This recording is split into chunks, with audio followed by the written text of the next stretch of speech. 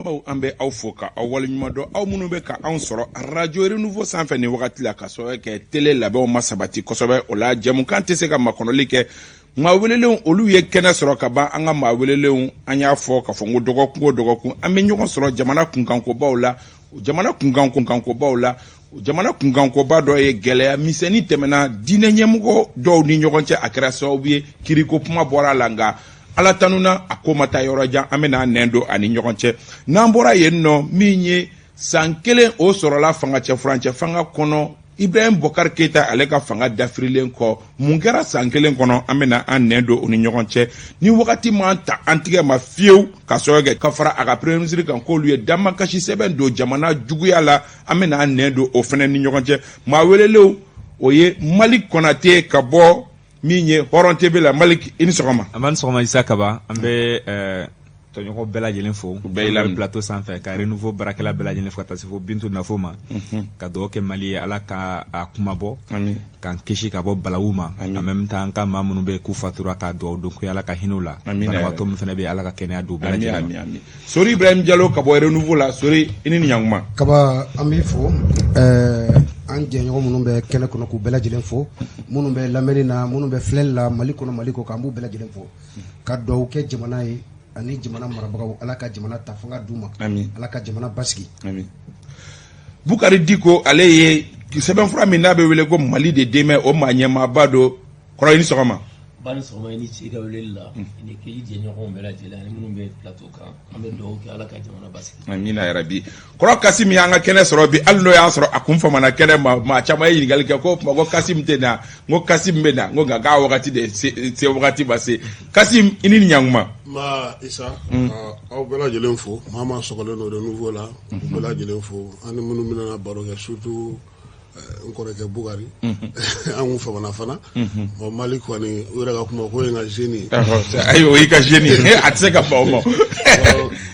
sori fana fo ani mɔgɔ minnu tulo b'an na nka Isa n bɛ yamaruya ɲini aw fɛ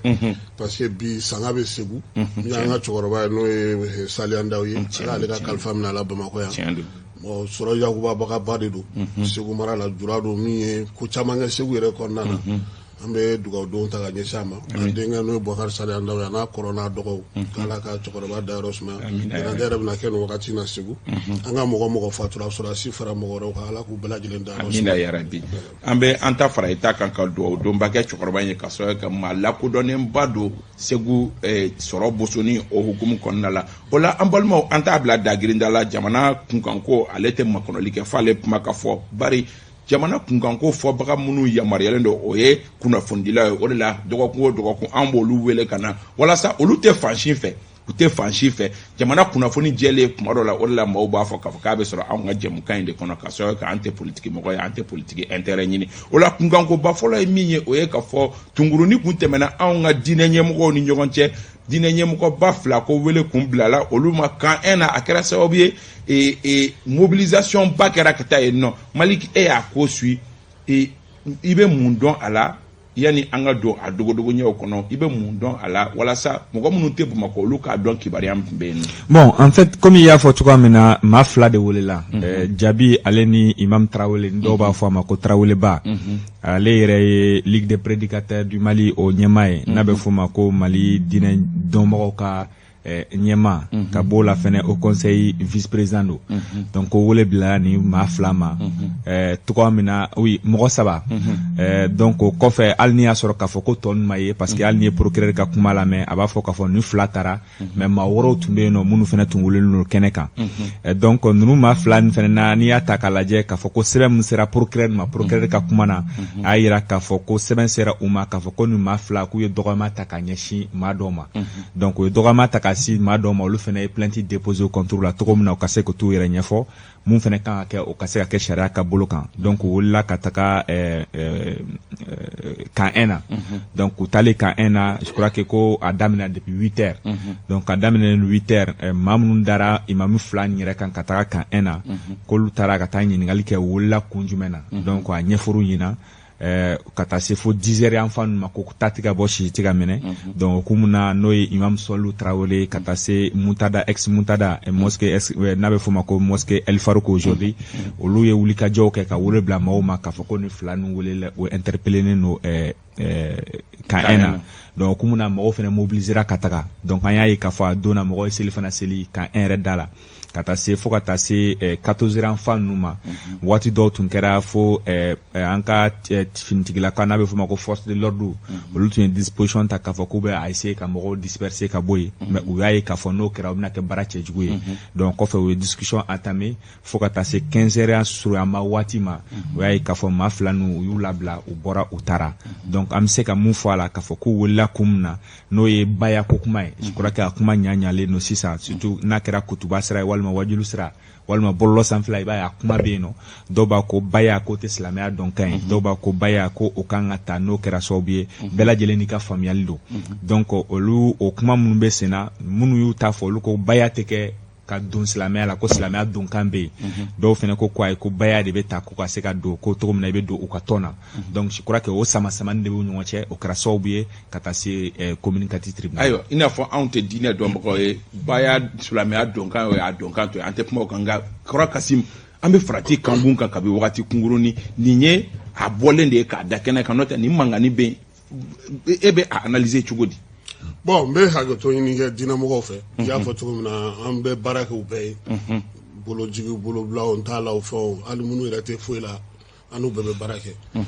mais nin kan ka a to maliyɛnw k'u ɲɛ yɛlɛ parce que n'an k'an bɛ diinɛ na diinɛ min n'o ye silamɛya diinɛ ye n bɛ se ka fili dɛ mais a bɔra kɔ kan ka don Mali la yan de siga t'a la Mali diinɛ tɛ kalanbolow de ka ca mɔgɔw bɛ taa kalan kɛ Arabi Saoudite dɔw bɛ taa Egypte bɛɛ bɛ t'i ka fan na olu dɔnniyaw n'olu kalamɔgɔw n'o alimamu n'o o kodɔnnaba minnu bɛ diinɛw la taabolo ko ta nasira fɛ olu mana na ɲɔgɔn sɔrɔ jamana kɔnɔ olu kan k'a lajɛ de mun yɛrɛ de bɛ anw fara ɲɔgɔn kan an ka kɛ kelen ye k'a kɛ Mali diinɛ ye ayi an yɛrɛ ka an bɛ diinɛ min yɛrɛ la min nana ka bɔ kɔ kan mun b'an fara ɲɔgɔn kan pour que an ka ɲɔgɔn sɔrɔ la an kana ɲɔgɔn sama sama an ko an bɛ seli arabukan na mais an ka kutubaw bɛ kɛ bamanankan na n'i ma fili kutuba ye seli fan dɔ de ye jumadonya fɛ diinɛtigiw b'a fɔ cogo min na e ko k'e tɛ seli bamanankan na e bɛ kutuba kɛ bamanankan na a dun fara seli fan dɔ de don parce que a bɛ seli wagati min na ko fila de bɛ seli mais kutuba o ye fila tɔ ye min b'a dafa mais a ka to ɲini ka diinɛtigiw fɛ parce que n ye min mɛn o de y'o de maintenant ni o ye o fan dɔ ye aw yɛrɛ dɔ nana kɔsa in na ka bɔ Laginɛ k'a bɛ seli bamanankan na bɛɛ ko ayi k'o tɛ bɛn bon an ka sariyaw sigi diinɛtigiw yɛrɛ ka fara ɲɔgɔn kan ne ma fili o conseil islamique wagati dɔ la Diko bi yan ka imam Mamudu Diko to a kunna a ye baaraba dɔ kɛ silamɛya yɛrɛ réforme a baaraba fɔlɔ tun ye mun ye kutuba kɔnɔna na mɔgɔ kana bɔ diinɛ pankun kan ka taa don ko wɛrɛ la i ka dan seli ala ko i k'o fɔ o de fɔ yɔrɔ don i k'o fɔ mɔgɔ ɲɛna juma ka kɛ o kan mais bi min bɛ ka kɛ i yɛrɛ b'i sigi k'a lajɛ kutubaw bɛ kɛ direct la videomaniw bɛ fɛnw kɛ extraw bɛ kɛ mɔgɔw bɛ fɛnw kɛ mais ni fɛn o fɛn bɛ jama mago ɲɛ a ka wuli ka jɔ la a wagati fɛn tɛ fɔ se hakili b'a la maɲi tun b'a ka fɛnw kɛ tuma min a tun bɛ taa M5 faveur la o tun bɛ ta ka tigɛ M5 mɔgɔw bɛ u ka jago kɛ n'a ye u bɛ fɛn mɔgɔ tɛ kuma parce que a tun b'u arranger mɔgɔ caman wɛrɛw ye kutuba wɛrɛw kɛ olu tun bɛ régime ni fɛnw ta a kun ka d'u ye mais bi olu M5 mɔgɔw de bɛ fanga la ni nin waleya bɛ ka kɛ mɔgɔ bɛ olu yɛrɛ ka gouvernement kɔnɔ ko min tɔgɔ ko ministre min bɛ diinɛ ni bateau n'an ka kokɔrɔw kunna olu kan ka se ka wuli k'u jɔ ka nin ko in dafaga parce que Isa ne ye denmisɛnnin ye ne ye jelikɛla ye Bamakɔ yan o fana gɛlɛyara a wagati dɛ an k'an jija diinɛ kɛlɛ kana kɛ ni ala ko don ne ma dɔn ni diinɛ kɛlɛ bɛ kɛ mais ni mɔgɔ ko don kɛlɛ bɛ kɛ ayiwa parce que o ye politique de ye ayiwa Diko bon ne bɛ se ka min fɔ ka fara Kassim kuma fɔ ka ban démocratie nana ni nin bɛɛ ye a tɔ kɛra yɛrɛ sagokɛ ye diinɛ ɲɛmɔgɔ ka hakɛ to n donn'u gasi la i se ka kɛ jamana kɔnɔ sariyaw bɛ jamana kɔnɔ sariyaw bɛ piétiner au nom de la religion ça peut pas continuer n'i ye Sénégal ta misali la tu as les Mourites, tu as les Nyassen, qui étaient meilleurs chi, comme nous en Bourja, comment t'es cassé niveau là. Chite c'est chima. C'est-à-dire comment tu le connais donc quoi. Ah, faut trouver mais avec un mot, il y a très que dîner quoi. Donc, au mira, il faut que Mali en gagne les. Mais quand on a dîner terrain en a son quoi. Parce que voir que Tasman mène nous à mener, avec nous aider. Dîner qu'elle avait voir au milieu. À quel âge on a un résultat. Ça devient analyse que c'est révoltant quoi. C'est plus que révoltant. Heureusement que des mots de Oulaka de mon tout reste à Kenekan. Bon, l'autre n'a pas apprécié. Non, chacun sa pédagogie. Parce que n'a ma daï, avec ces la baby réunis, Tiens. et puis, ce qui est encore plus grave, politique n'a pas droit qu'on a qu'à bétien, quoi. Et comment faut 600 €? C'est ça la vérité. Et vous appelez la haine à la dynamo, il donne au politique, comment on m'a dit, à ta voté Karsaï, en mode dîner qu'on a. Donc, je vais toro, maillot de toro. En besoin, en bessil, quand besser à l'année. En a yélé, moumuni, n'afra au lieu restable. Ou bien qu'à un yamono, au tsagano. Mais Minkara au don, c'est une leçon, bema quoi. Beki yere makara, beki méfier, ni situation face ou là. Sorry, Ibrahim Diallo. Kaba, en Kanana, Kafo, le Mali, c'est un pays laïque. Sigatal. En Gahagli, tout la Kosobe. Là, il faut que Jamana mi pays laïque. Contre on est, c'est Batubagou. Chrétien dîner ou Nabila Isaka Moui, Ani Mamadou dîner Mou, au loup Bella Djelembe Yon sur Malikono. Mais moi, je n'en veux pas à ces musulmans ou à ces religieux-là. J'en veux à nos politiciens. Politiciens, on devait se nous. Tchogodi. Koulou Dadou Mala. Anya Yo, ni Maouloudi Beker. Du président de la République, faut qu'à ces ministres. Moi, je les politiciens. Mais John Yokolo. Kaba. Les politiciens des deux, c'est pas eux. On nous t'étape, ou t'as voulu la politicien, on nous devait. D'abord, avec ma famille, moi je salue le courage ici de la personne qui a porté plainte. C'est pour éviter un bain de sang. On est en démocratie. Parce que avec ma famille, en canapé, n'est islamé à Dombe, en canapé, Minkera, Mounanami, oui. J'aurais préféré John Jodo, John Jalaki. C'est vrai que je ne rentre pas dans nous ni kera, Bourjalou kera, a kera mogodema, a fora mogodema. La personne a ce qui voit, je trouve à là. Mais à travers ça, rien sera fait. Et c'est ce qui est normal. Do de be aka karamogo dogora,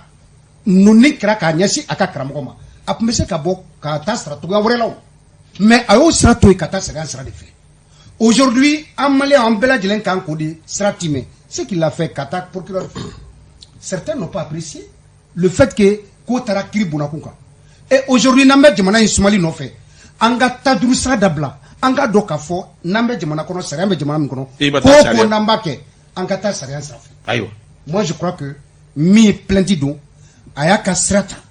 mi fene Damakasi Ka Lakanatik Lamo, Ka Ulubla Barala, Ka Dinamoko Noule. Kaba ninde jamana takabulu angata ni takabulu Malik anya ka fo procureur bora ka vidéo do ke ani ambalma ke ibusi akonna la anya ka fo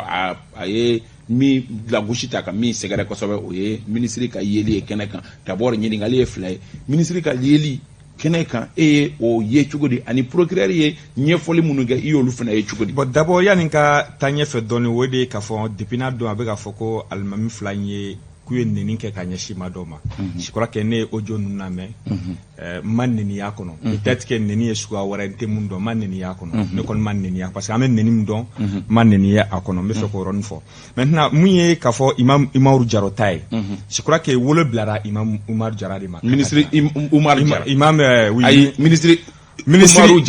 délégué Umaru Jara donc wole blara makaka takadi parce que avec kenemi gambi ate imamia keneka oui ate imamia keneka mais a wola kundo de la parce que afene ka wuli ka jok tun fanga ka bon dine ko fanfela la alni M5 takalaje M5 ka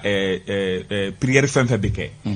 place de l'indépendance là al nutra fanga fe ba ko imam Jara al sisani ya ka fo mo ko continuer toujours ka fo imam Jara parce que au débat kan donc au sobu la wole blara ma muni be se ka ke to na ni ko me se ka la ben dinyema jolena ka sura makeni fitne a tara tene ka ena ka tla ka garantie de ka fo manu na ku ka ta lameni ke ka ena u taara lamɛnni kɛ ka un na ale de wulila fɛnɛ n'i y'a mɛn k'a fɔ ko maaw sabalila maaw ka nin bɛɛ lajɛlen kɔnɔ waati dɔ la ni hakili b'a la ni ka taa se midi yan fan ma mɔgɔw tun commencera ka révolter f'u ye sotramatigi dɔ gɛn yɛrɛ k'o ka taa ka bɔ yen mɔgɔw tun commencera ka fujenu n'i y'a ye k'a fɔ ko tempérament dara ka mɔgɔw tension jigin mɔgɔw kan k'u yɛrɛ ɲininka a bɔra yɔrɔ jɔn wuli ka jɔ ka cogo min na o tension ka da o bɛɛ sababu bɔra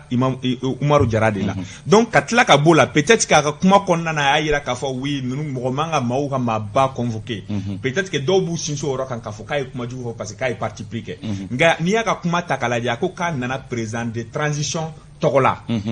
k'a nana premier ministre tɔgɔ la a b'o fɔ a ka kuma kɔnɔ Maliki bɛ hakɛ to télé mɔgɔw ye an ta nin wagati la an b'a f'u ye n k'u danga na hali n'o y'a sɔrɔ an kun ye wagatinin kunkurunin sɔrɔ débat kɔnɔna la Maliki bɛ se ka tɛmɛ donc a y'o kuma minnu fɔ k'a fɔ k'a nana président de transition tɔ kɔrɔ b'a yira k'a fɔ maa dɔ de y'a ci ka na bon hali n'i y'a sɔrɔ k'a fɔ ko kumakan tɛ tiɲɛ mais ale de y'a fɔ en tant que ministre ko président y'a ci premier ministre y'a ci donc cela veut dire tout simplement a bilala ka na mission dɔ de la donc n'a bilala ka na mission dɔ la hali n'i y'a sɔrɔ a ye kuma min fɔ k'a fɔ ko maa tɛ maa ka maaba convoqué o bɛ se ka kɛ fili a bolo mais a nana mission dɔ la a y'o mission kɛ a seginna ka taa mais bɔli ma diya procureur ye oui bon bɔli ma diya procureur ye fɛn caman bɛ yen nɔ o tɛ se ka diya bɛɛ ye o procureur b'a ka rôle kɔnɔ kuma dɔ la procureur bɛ mɔgɔ convoqué ka taga o procureur b'a k'i kana lamɛnni kɛ mais a tɛ diya a tigi ye o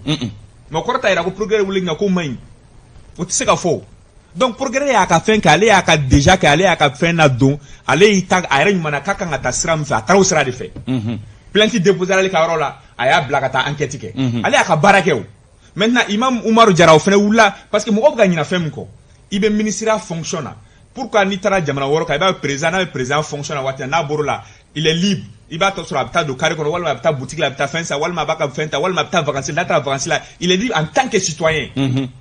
donc k'a fɔ k'i ye ministre ye i tɛ ministre ye tile journée bɛɛ lajɛlen kɔnɔ i tɛ ministre ye san kalo bɛɛ lajɛlen kɔnɔ wagati dɔw bɛ yen nɔ i ka ministère baara kɔnɔ i b'o kun kɔnɔ n'o bɔra la hali procureur yɛrɛ filɛ nin ye mais ka ye nin ɲɔgɔnna kɛnɛ kan ministre de la République fɛnɛ ni ça interpelle quand même Malik mais an ye fɛn jumɛn ye ka ye nin kɛnɛ ka ça interpelle le président tɛ déplacé ka taa diinɛ ɲɛmɔgɔw fɛ f'u ka misiri kɔnɔna na wa o tɛ kɛ yan wa o bɛ kɛ bon ni ministre bɛna déplacé la ka taa nin kɛnɛ kan e ko problème b'a la ayiwa sori bɛ n bɛ fɛ ka mun fɔ dɔrɔn an ka nin bɛɛ lajɛlen lajɛ en même temps yɔrɔ dɔ fɛnɛ fɔra n'o ye imam Diko ka yɔrɔ ye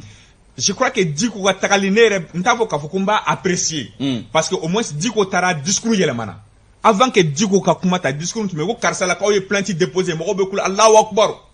donc c'est à dire mɔgɔw funjɛnnen tun mais a kumana ka mɔgɔw apaiser nin fɛn min filɛ an k'a lajɛ ji ɲɛma jɔlen na an kana to tan c'est pour ne bɛ se ka ne bɛ apprécier c'est-à-dire problème yɔrɔ min na ale taara ka ko da k'a fɔ maaw ɲɛna a taa so anw diinɛ ɲɛmɔgɔw yɛrɛ an yɛrɛ bɛ sigi an bɛ kuma ka mɔgɔw la sabali donc o yɔrɔ la quelque part foli bɛ se ka parce que a yɔrɔ la yanni Diko ka na mɔgɔw tun funtinnen don kuma o kuma bɛ ta karisalakaw de plainte déposé kuma o kuma bɛ ta karisalakaw de plainte déposé mɔgɔw bɛ kule donc ça montre que mɔgɔw tun diminen don mɔgɔw tun funtinnen don mais ale ka kuma kɛra min ye an ka sabali ayiwa an ka maaw lajɛ an ka diinɛ ɲɛmɔgɔw to ka fara ɲɔgɔn kan Sori Ibrahim Diallo procureur ni ministre ka yeli kɛnɛ kan bon nin tɛ siɲɛ fɔlɔ ye mɔgɔw hakili ka mɔgɔw wagati dɔw la an tɛ hakili jigin kɛ fɛn dɔw la ka kɔba nin tɛ siɲɛ fɔlɔ ye ministre ka ye enquête kɛnɛ kan tu te rappelles Petit Gemba ka affaire dɔ kɛra fo a kun datuguna 15e arrondissement na Bakɔji Kuronne Cima Mamadou voilà maître Mamadou Ismaël Konaté il était ministre de la justice à l'époque a taara o kɛnɛ kan maintenant ne b'a fɛ ka min fɔ nin yɔrɔ la an k'a faamuya k'a fɔ Imam Jara a sira kɛnɛ kan a ma taa ni a yɛrɛ ye o parce que avant que a ka taga wagati min na a ye président de la transition wele ka premier ministre wele ka ministre de la justice wele ka kibaruya di nin bɛɛ lajɛlen ma et puis an kana ɲina ninnu ka yeli kɛnɛ yɛrɛ kan convocation diliw ma Imam Jara s'est impliqué en personne pour que mɔgɔ ninnu ka wuli ka taa i ka faamuya b'a la ka taa kiri bonnakun kan ka taa lamɛnni kɛ kaba mɔgɔ tɛ bonya fanka ka weleli ma il faudrait que Malien ko de don et moi je salue ici le courage du procureur Amidou Idrissa Touré parce que avec ka min kɛ bi o ye ka an ɲɛ yɛlɛ mais ministre minɛ k'a dɔn ka non je vous en prie o kuma wɛrɛ ne ma so yɔrɔ ma o kana kuma don da ma min fɔ ne bɛ ɲininkali non ne m'o fɛ ye o ne yɛrɛ bɛ ɲininkali kɛ voilà donc sisan ne bɛ a ka courage fo parce que ale tile de la an bɛ ka ye ko ja maa tɛ bonya sariya ka minɛli ma maa tɛ bonya sariya ka weleli ma c'est la première fois non ministre tɛ o kelen tɛ o nul n'est au-dessus de la loi président de la république a wagati ma se sinon a bɛ nale o u bɛ wele o kiri bunda kun ka jibe donc franchement parlant n b'a fɛ ka min fɔ nin yɔrɔ la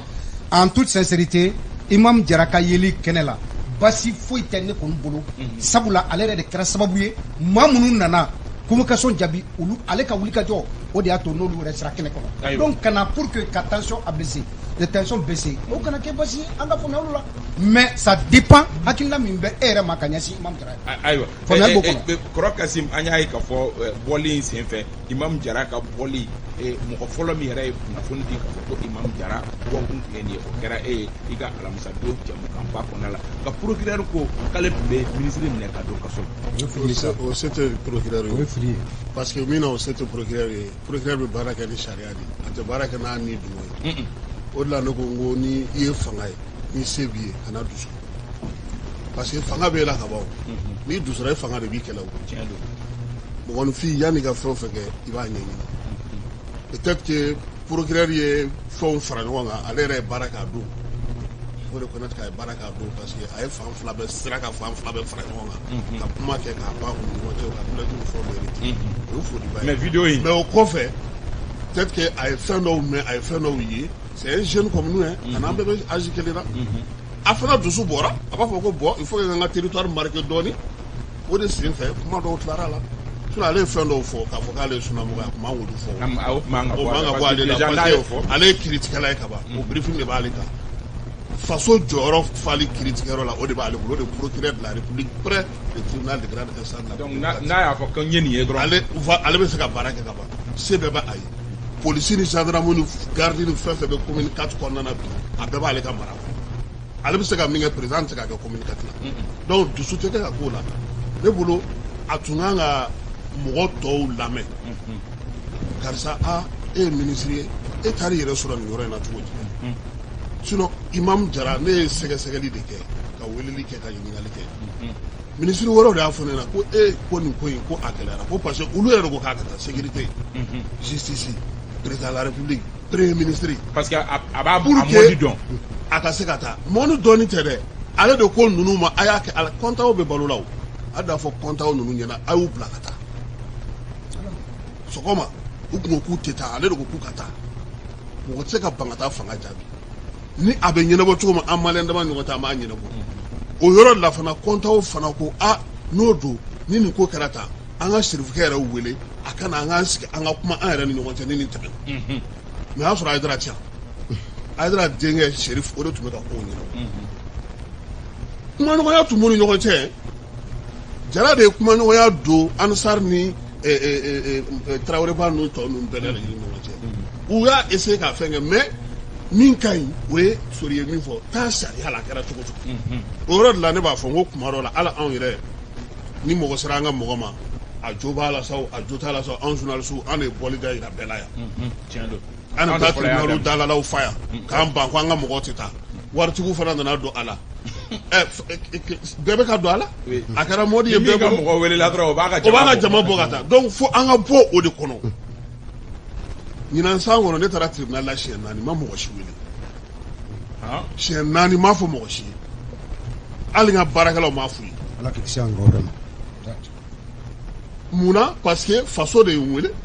a bɛ ne de kun kan i ye nin sɛbɛn i ye nin fɔ karisa ko ta ala barika la maître Cheikh Oumar Konate tulo bɛ na a kɛra cogo min na a b'a dɔn parce que n tɛ fɛn fɔ n'i m'a fɔ k'a bɛ Isa ni Jalo kun kan ko ma aw wele k'aw ɲininka ka sɔrɔ k'an ka conclusion tirer mais anw ko Diko ka Bukari ka kuma anw k'an bɛ démocratie sariya kɔnɔ k'an bɛ jamana kɔnɔ an bɛ tila k'an sago kɛ non k'an tɛ a tɛ boli an kan i b'a fɔ sini sa ko Malik wulila fanga la Malik bɛ ɲinini de kɛ fɔlɔ Isa e bɛ procureur in dɔn e bɛ nin dɔn e bɛ nin dɔn pour que ka se k'a yɛrɛ ne yɛrɛ jo ye min ye ka mɔgɔw mobiliser voilà tu vois donc Malik welela min na o de tɛ dɔn n'i b'a ka musokɔrɔba dɔn ka taa ka musokɔrɔba ka ka mɔgɔw mobiliser ka pression kɛ bon n'an k'an bɛ fɛn kɔnɔ f'an k'an ka mɔgɔw ladamu k'u lafaamuya ka nin bɛɛ de ɲɛfɔ u ɲɛna ne bɛ seli fajiri da fɛ ministre dɔ la alimami bɛ na a b'an la seli fajiri la n'a tilara pewu a kan ka dugawu min don a b'o don n'o banna kuma min misiri yɛrɛ kɔnɔ kumaw o bɛ di mɔgɔ wɛrɛ de ma o b'o fɔ karisa ko kana ko den ko ka dugawu k'a den y'aw ka o misiri ye m'aw ka o misiri la maki bɛ kɛ tan nin ko ta o bɛɛ ni alimami bɔra parce que alimami bɛ na ala ko de la a sen t'o kuma o ayi non la misiri gestion a sen o t'o la y'anw misiri kɔnɔmɔgɔ de ne de nana ne de ko ne den bɛ baki la misiri ka dugawu k'a ye mɔgɔ bɛ yen min b'o fɔ o y'a sɔrɔ alimami kɔni taara o misiri kelen in na ni kutuba banna alimami bɛ yɛlɛ k'a laseli de tradition ko kuma ka munumunu o nɔnɔ min fɔra arabukan na a banna a bɛ taa a bɛ mɔgɔw sigi an bɛ taa maintenant ni ko min bɛ yen komi o ye jumɛn ye a b'i sigi o bɛ k'a ɲɛna n'o banna a bɛ dugawu kɛ mɔgɔ bɛɛ bɛ taa mais ni i bɔra o kɔnɔ n tɛ fɛ ka Bugari ye parce que a bɛ IRD la a bɛ ka tuguli de nɔfɛ Malik ninnu filɛ nin ye u ka tile filanan wuli ka jɔ bɛnnen don Seydou Kulubali ma i taara o bɛɛ don misiri kɔnɔ i bɛ misiri ci o bɛ misiri ci Bugari procureur ni ministre. Bon, je pense que ni à rapport nous analyser, je pense qu'apparemment le procureur n'avait pas toutes certaines informations. À comptable. Parce qu'il y a faut que Oumarou Diarra, c'est ministre de la République. Ni à Willy, c'est parce qu'il y a un de fa. Effectivement, il y a un fa, à ma buruta, à ma tamanta. Je pense qu'il a félicité ici. Et puis aussi, le programme gata allumina. Manga bla hakligne ngo da analyser ñoo de fama ka feina parce que ara fo ay kuma do fo ay fo aller ni aller mango fo j'ai frère ka ban c'est l'essentiel abebo de kono ni ga de bo de ke machara kono mais fengele ngon be am se ko fo c'est programme nali ani 600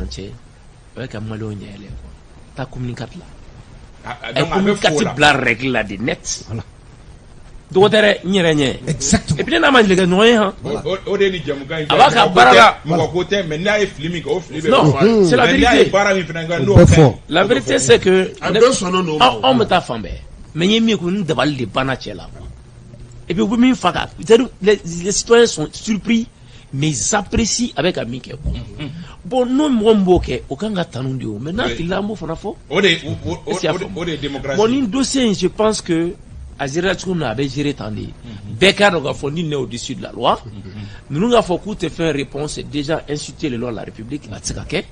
Heureusement que Wulga Jokera a géré plus jamais on doit avancer. Et bien c'est la nouvelle dont on va y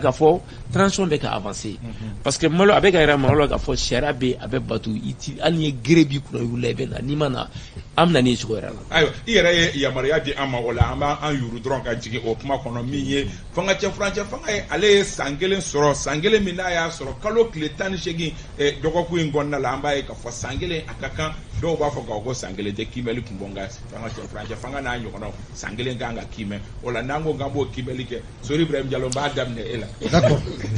Kaba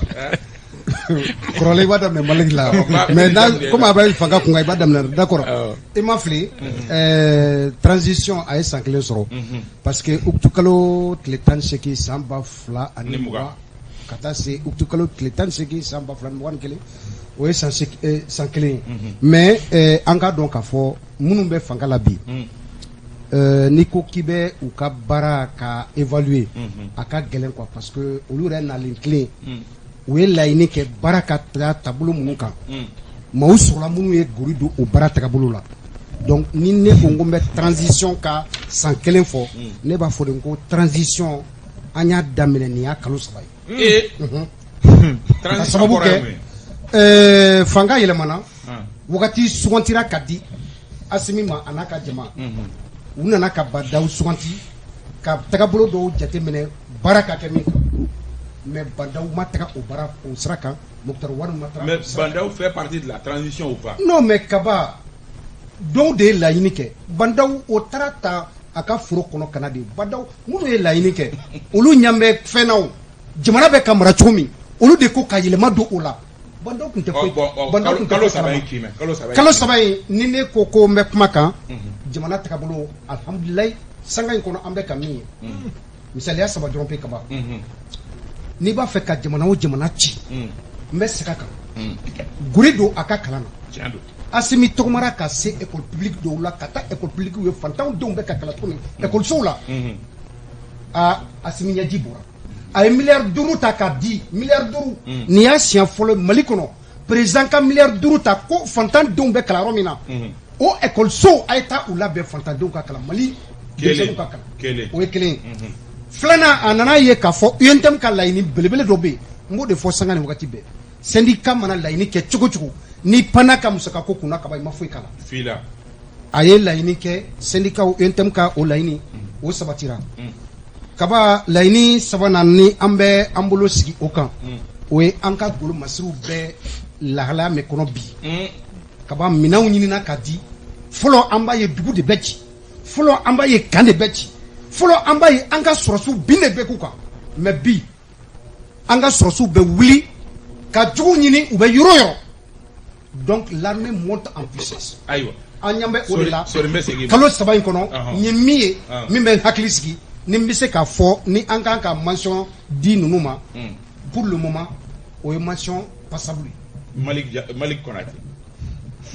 Imena kan fle Malik mo. Kaba. Sankelen.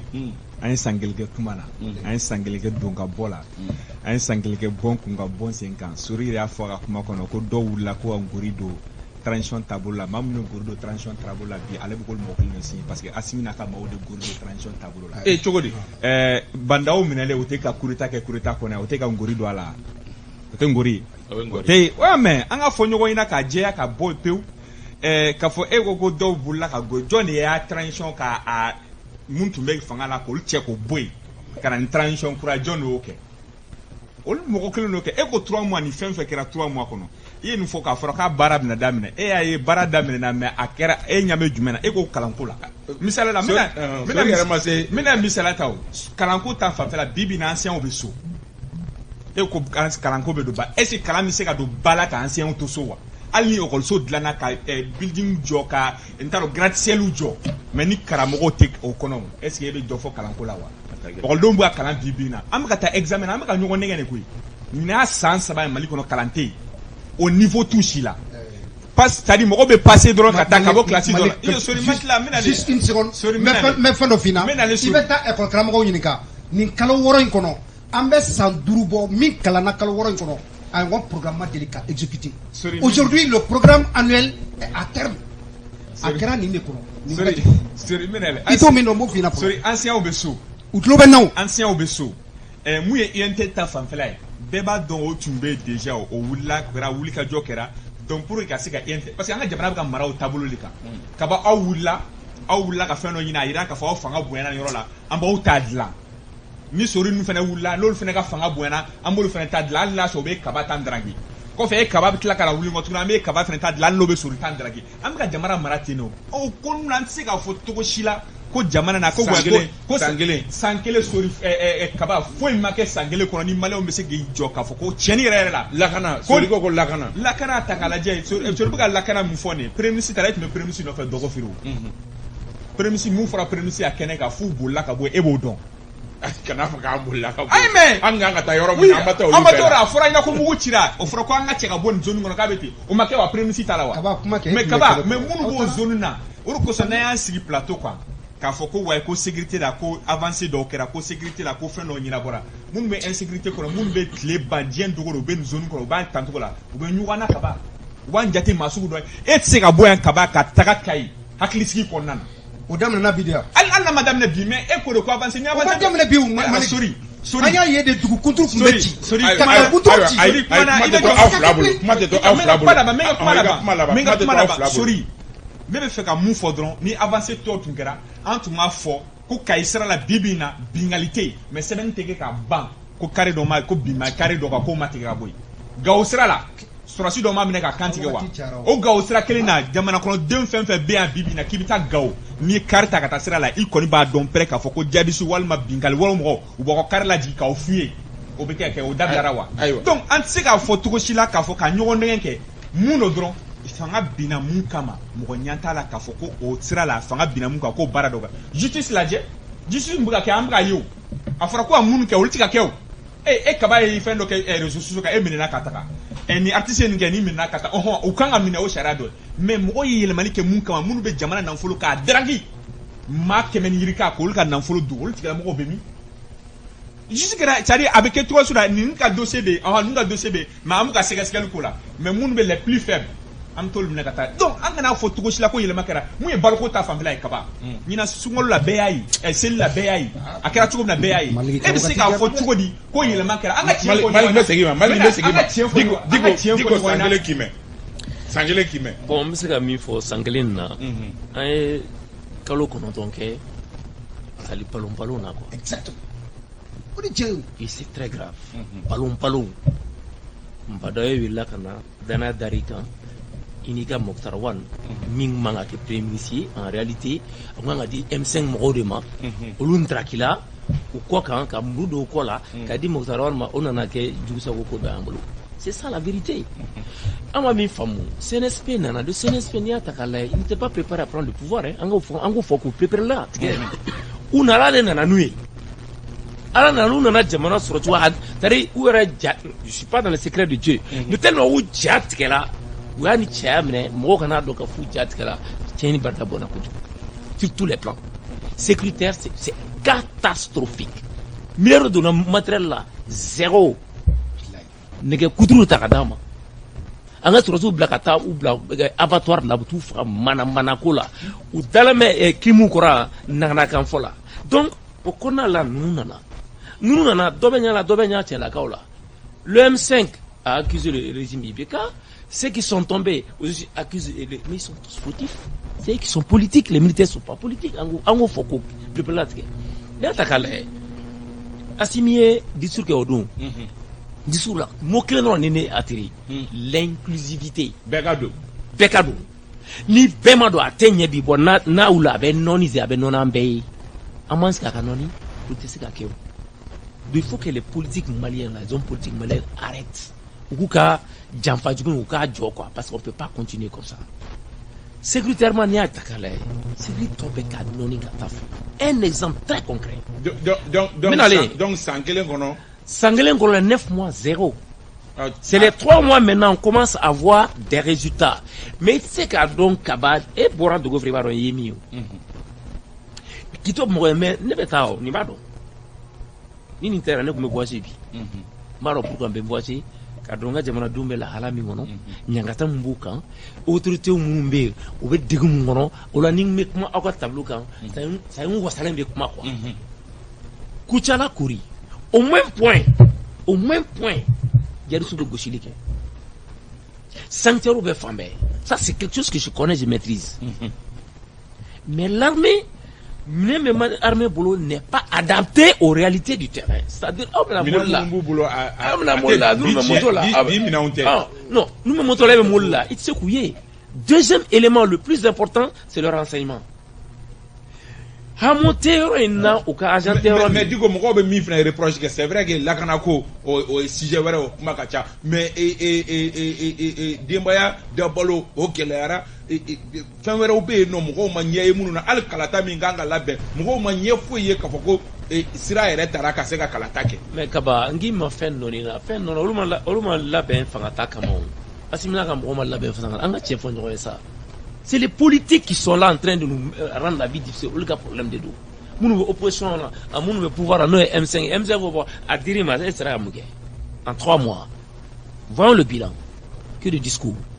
que de propos. Pas d'acte. Moi ça n'engage que moi. C'est-à-dire nous comment nous dessous de tien parce qu'un beau discours qu'on a acte posé. Je prends le bilan. Non, les 9 mois c'est 0. Les 3 mois il y a des résultats. Mais on a besoin d'actes. Le dossier de tiré 10, 11, 12 juillet. Nous avons dit là.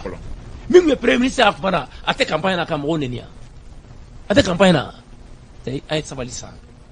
Nama Sabali.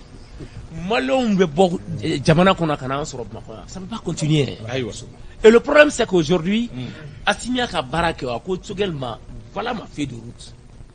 Nous be ka ban ula do wele kana inclusivité bana d'intégration jana beta maintenant mo ki avec Tsukodi aka gele Kassim sangele kimeli c'est souvent ne be nsiki kanga jamana don la ne be nyira nyini nga quoi c'est Mali be hakɛ de kɔnɔ quoi ame hakɛ ba de kɔnɔ an bɛɛ ko ya ko san 7 foyi ma kɛ minnu nana olu kɔfɛ olu bɛna jinɛmɔgɔya de kɛ ka fɛn kɛ san 1 merci sanu kɔɔri ma subventionné e bɛ fɛ cogo di turuto da ka nɔgɔya bagan ka balo ka ɲɛ k'e ka saga sɔrɔ y'a sɔrɔ tribunal fɔlɔ ni kɔɔri ma ɲɛ Mali la foyi tɛ ɲinan de gouvernement ye kɔɔri sɔngɔ subventionné ka tila k'a fɔ kɔɔri feerelaw ɲɛna a bɛ feere ni sɔngɔ in na sɔngɔ min ka di kɔɔritigiw yɛrɛ ye une première donc ne bolo kalo 9 ne t'a fɔ an y'a kɛ popapo la dɛ an ma fɛn yɛrɛ kɛ yɛrɛ parce que minnu tun bɛ o tɛ ɲɔgɔn kan fɔ yɛrɛ bɛn tile non don o don ministre bɛ ɲɔgɔn cɛ ka taa président fɛ a b'u lasigi premier ministre fɛ mɔgɔ bɛ gouvernement kɔnɔ olu yɛrɛ t'a dɔn ko premier ministre y'u ka premier ministre ko bɛɛ lajɛlen bɛ ɲɛnabɔ fan wɛrɛ fɛ vice président b'a ka conseil de ministre kɛ président b'a ta kɛ premier ministre b'a ka conseil de cabinet kɛ jamana kelen sirasiw nana u y'a fɔ an ye u ma dogo mɔgɔ si la peut-être que Bugari tɛ fɛ k'a fɔ sinon malikisaw y'an wele k'a fɔ cɛ a y'an dɛmɛ a y'an dɛmɛ aw bɛ nin ko n'a mɛnna a y'an dɛmɛ an t'a ɲɛ dɔn n'u b'a dɔn o t'o fɔ o sisan min bɛ yen maliyɛnw de kan k'a faamuya k'a fɔ k'olu de ta y'u faso ye mɔgɔ si kana mɔgɔ ye tubabukan ba fɔ ni lekiba don kotonadi ni fɛn na ko a bɛ o tɛ foyi ye ne ko o don n'i b'a fɛ ka yɛlɛmali kɛ e nana renouveau la e bilara nouveau directeur la mun bɛ yen n'o tɛ ka ɲɛ ni mɔgɔw tun bɛ k'u bila o la e k'o régler ban baara bɛ daminɛ 7 heures e bɛ na 11 heures e ye mun directeur ye yurugu misɛnnin minnu bɛ baarakɛyɔrɔ la olu kɛlɛli sera jinɛmoriya la maître de l'ordre mais bi nomination min bɛ k'an ka yɔrɔ la bɛɛ ɲɛ t'a la hali sisan scandale ba dɔ tɛ nin polisi la commissaire recrutement min kɛra sisan a fɔra ko ka mɔgɔ 25 ta u taara kɛ mɔgɔ 80 ye budget tɛ se a kɔrɔ olu bɛ se ka kɛ cogo di ko aw bɛ fɛ jamana ka taa ɲɛ c'est à dire an ye mun kɛ olu yɛrɛ ma mun kɛ an bɛna fɛn kɛ mun ka jugu n'olu ye k'an bɛ fɛ k'o ka lafiya et puis ko mɔgɔw k'u sigi ko bɛɛ k'a fɔ ko non ko Mariki bɛ dɔɔnin di ne ma a ka ɲi non Kasim bi jama bɛ dɔɔnin sɔrɔ wa kalo tɔ minnu tora an k'a daminɛ e la o la kalo tɔ minnu tora mun kan ka kɛ pour que an ka bɔ fangacɛ furacɛ fanga in kɔnɔ c'est à dire ne kɔni ne tɛ mɔgɔ si nɛgɛn dɛ Bugari ka kuma o ye ne hakilina ye transition bɛ prolonger fosi tɛ bɔ a la ka dɔ fara a hakɛ dɔ bɛ fara a kan siga fosi t'a la an ye kuma fɔ yan hali ni a man di mɔgɔw ye transition dɔ bɛ fara a kan n bɛna f'i ɲɛna raison kelen CEDEAO ka ɲɔgɔn ye laban min kɛra Accra le 30 mai u y'a jira k'a fɔ ko Mali gouvernement ɲɛmɔgɔ ko k'a bɛna a ka programme kɛ semaine 6 kɔnɔ n'a y'a kɛ o programme o bɛ kɛ ka bɛn ni CEDEAO yɛrɛ ka ɲɛmɔgɔ falenw ye programme bɛna taga ni sira jumɛnw ye o de la Assimi b'a la ko ka bɛɛ don inclusivité parce walasa ka se k'a prolonger Choguel taara o don Côte d'Ivoire a ma taa poste ko la dɛ taara transition prolonger ko kuma in la job bɛ munumunu salo fɛn fɛn na a bɛɛ ye transition prolonger ko in de ye a bɛ prolonger ni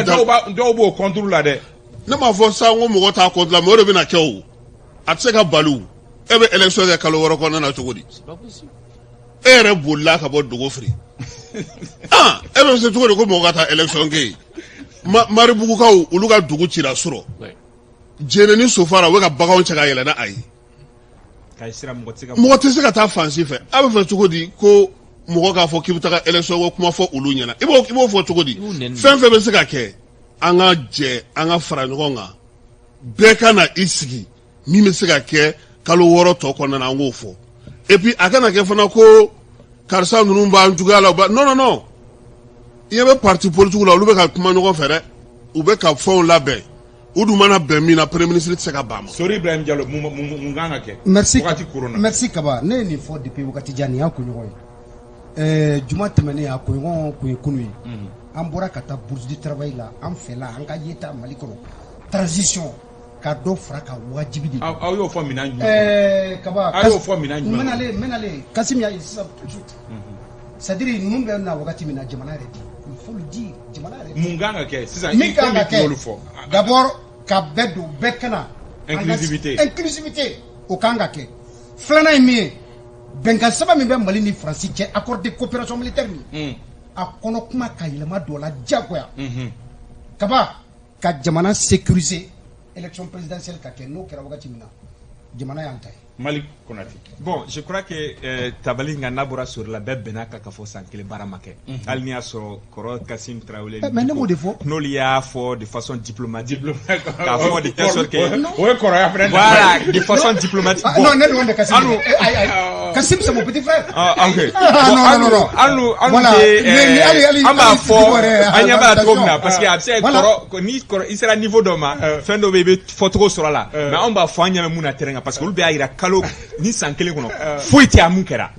mais il y a de façon diplomatique. Voilà, il y a fait de façon diplomatique. Ali diko dia kuma reta kalaja ya fo kalo sabala ko bara dokera mais après ya fo kalo ali kalo sabara kuma doro ne brake mais bara make. Maintenant pour que bokuma na muni kan ake. Maintenant ni Koro Kassim ka yorom na an ben fonyo horom na we transition prolongation ye.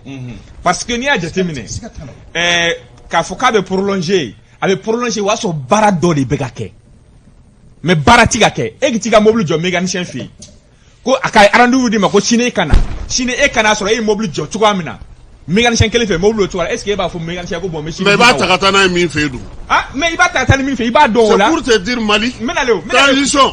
non mena mi fina transition konnana itse ga transition kunche élection te ni ya mine jana ibta du pôle de voilà mais fait ka mun fo 600 donc en ya ga to la abe min bulu abla aka barake min fora na fo voilà me fait ko woro de ke 600 me fait ko woro bokuma la 600 M5 flano be primature la afra M5 ina angana ka nous demain yoro manya blocade la M5 ils bon ils ont tout refusé en disant que non le tainte ou tala donc aujourd'hui non le fene bala ni mo woro fene wula je crois que o le fene uta nyora ke tajuru saladu kiba mavo beki bane ga M5 ils ban fait un bel adjelema ala afra ko élection organisation ku kana mbala yeto na al kosim sigira u kana bela yeto mina jinyema jola parce que afra ko CNT sigi to manya mais gouvernement ko pour que amse a kosi ka se ka CNT ka se ka à la clé mais où bon mais aujourd'hui na o fere nana bon compromis bema abema aujourd'hui ils sont là-bas on les fait on va proposer avec ou ya bebla dila maintenant menale organe unique be sigi menale ouais mena bokuma na romna organe unique be sigi atesigi élection be organisé donime chronogramme korolum tube yala woni ba en courwa o donité organe unique yala ambe barake no de walma ministre ni parti politique benamu ka ambe barake no o donité ambe seka photo di femu yera nye donité ko ga do fara o ka aka ko ne transition digo ambe bon anga munge ka bo wala sa wakati corona ko daburu nyekele ibaro mindo il faut que gouvernement gabo palon acte posé. D'abord, reste l'autorité de l'État. Le dossier de 10-11-12 juillet là, m'neni katam ne. Aïwa. Moune war chien. Mais mi président là, où est belle la main. Leader, non, où est leader belle la main. Mogo ba ko la be auditionnera kaba. Maintenant, étape là-bas, minkanga fara au yoro ka sisa. O de la nere be ka juju nyininga. Moune là au desera ka ke. Aïwa. Mais mi fie. Parce que premier ministre Koro nous fait nous tokobala. Je suis pas d'accord aux 2 poids 2 mesures. Yamoussa Mnena en tant qu'ancien ministre et général d'armée, Mourala. Il faut arrêter ça là. Et même il voilà, non. Je n'en veux qu'à faire au cas, au théâtre, au cas d'Abla quoi. En ce qu'on a quoi. On a besoin des actes. Prorogation. À Djerouyo. Amadjou, malon be tamaka bon molodo ka nous soro moka avec Diagwa parce que ce que voit d'ailleurs déjà après nous avons fait un crowdon on va continuer on ne veut qu'à ça on ne veut qu'à ça on ne veut qu'à ça Kassim Traoré Bandaoni Mokhtar Wani plenty de jamana juguya la yakla ejuma pour ka bop ma ngono bon ne bolo ni re tumanga ke parce que il y a sharia ma ira ka foku nominele no kirima foko uminele mais marafatugu de tala no bla udala ou bla no udala mo ko mu fe o ye fanga nye mo yo donc an yɛrɛ dama tun bɛ se ka nin kɛ k'a sɔrɔ a ma se an ka bɔ ka taa an yɛrɛ yira diɲɛ na tuguni déjà aw y'u bɔ Kati ka na n'u ka so aw tun b'u to yen ni fanga mago b'u la ou bien ni ko min bɛ u kun kan u b'o kɛ mais nin CEDEAO la taga in u fana ye avocat de ta n'o ye maître Mamadu Ismaël Konate ale fana bɛ k'a ka avocat baara kɛ pour que k'a ka client la gagner bon min ye ko kura y'a kɔnɔna na sisan u ye plainte don Assimi yɛrɛ contre la commune 3 la parce que k'a ye mɔgɔw minɛ ka datugu da la ka ko kɛ u la mun ni sariya tɛ taa ɲɔgɔn fɛ o de ye kura n'o tɛ CEDEAO ta in CEDEAO bɛna n'a fɔ de ani Union africaine ko k'u labila olu tɛ taga n'a ɲɛ kiiri la ayiwa an bɛ aw fo k'aw waleɲuman dɔn ka sɔn dakuruɲa kelen o la quoi non n bɛ bɔ kuma na dakuruɲa kelen quoi raison d'état c'est sans commentaire. Ayiwa an bɛ aw fo k'aw waleɲuman dɔn aw sɔnna ka na baro kɛ an fɛ kɔrɔ Kassim Tarawele ka bɔ radio Kiledu la Bukari Diko Mali dɛmɛ ɲɛmaaba Mali Konate Hɔrɔn TV Sori Ibrahim Diallo ka bɔ Renouveau la Bintu Napo bolo tun bɛ nɛgɛ kɛrɛfɛ la radio fan fɛ Ousmane Togo ale tun bɛ réalisation na Dramane Kone ale tun bɛ régie d'antenne na an bɛ aw fo k'aw waleɲuman dɔn kanubagaw Bamusa Jogolojo an b'i fo Madu Ture n'a bɛ fɔ a ma ko Jet 700 logement la an b'a fo Fode Kone commandant an bɛ i fo ka douane ɲɛmaaba fo an bɛ foli di kanubagaw bɛɛ lajɛlen ma o mana kɛ Mali fan o fan aw k'an bɛn ni jɛmukan in dɔwɛrɛ kɛnɛ kan dɔgɔkun nata wasalam. Renouveau